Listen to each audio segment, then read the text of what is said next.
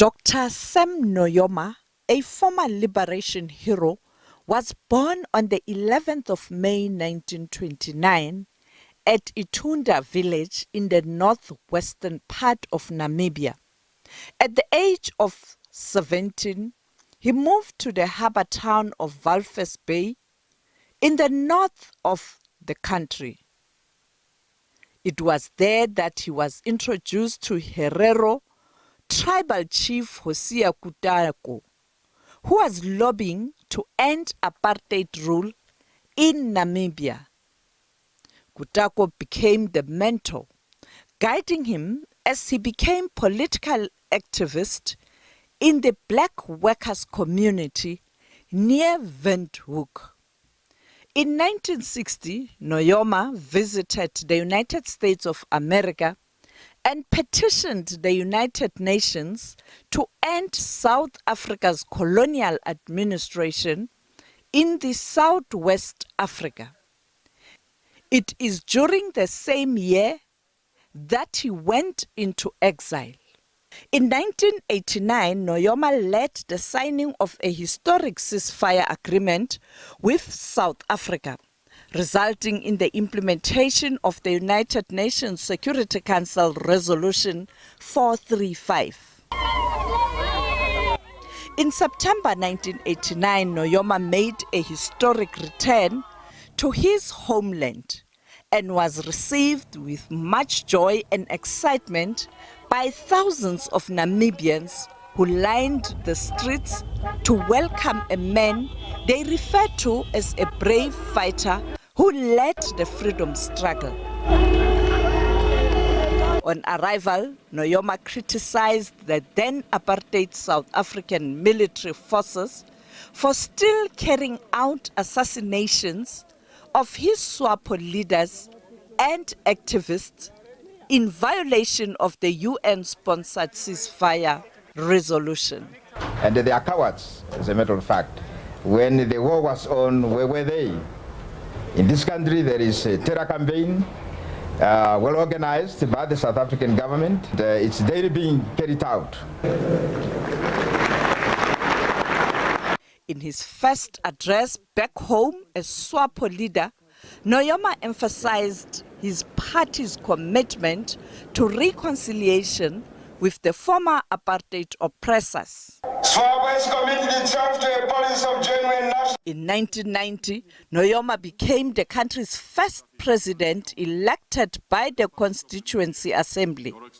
Delivering his Independence Day speech, he acknowledged the pain and suffering that Namibians had experienced during their decades-long liberation struggle. Our nation is finally free and independent. Come on a silver platter. We fought and sacrificed for it.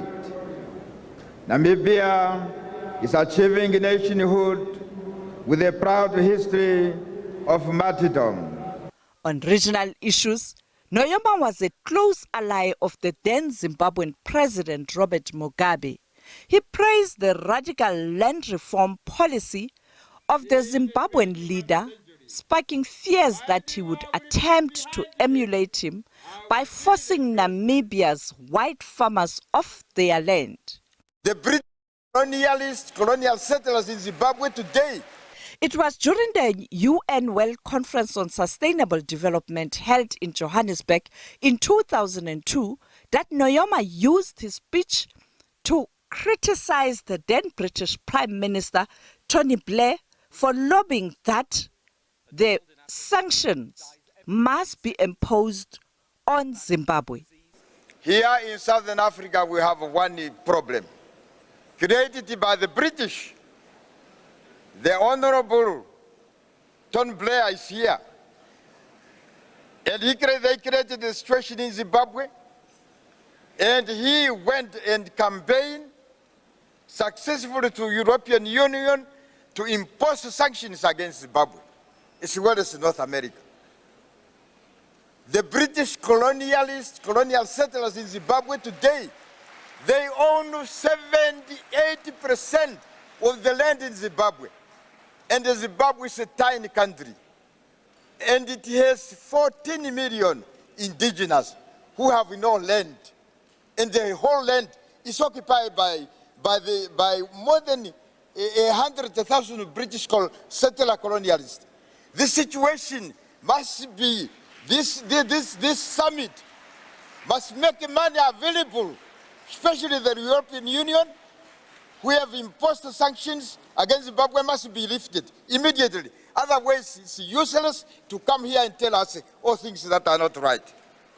As a strong proponent of Africa's socio-economic renewal, Nujoma was amongst those who actively supported the Africa Renewal Initiative, NEPAD, which was led by some African leaders, including former President Thabo Mbeki. The people in the SADC region and the African Union, that means our continent as a whole, to deepen roots of democratic exercise. President Nujoma. He was indeed a... Mbeki also paid tribute to a leader with whom he worked closely during the anti-apartheid struggle and in the democratic dispensation. President Nujoma was one of our leaders. I mean, one of our leaders in a real sense of that word, because we didn't treat him as a leader belonging to another organization. He was one of our own leaders, President Nujoma, because of the relationship between SWAPO and the ANC. President Nujoma was to us one of our leaders, not a leader of SWAPO, but a leader of our own struggle. That's the connection between the two organizations, because we both had one oppressor, which was the apartheid regime, and therefore this common struggle for liberation was a common struggle to defeat the same enemy. From his time as a liberation warrior, one of Nujoma's key objectives was to see Africa overcome the impact of the Cold War era, which resulted in African countries divided along the Western and the Soviet political and socio-economic ideologies. What I want is peace.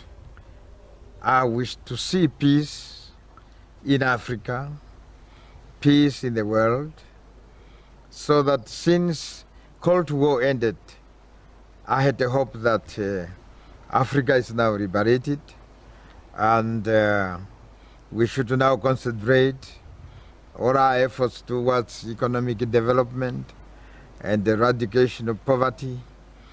But it seems that wherever human beings exist, there are always some problems or differences and wars. But I quite optimistic that we will achieve peace in our lifetime. Sophie Mukwena, SABC News, Johannesburg.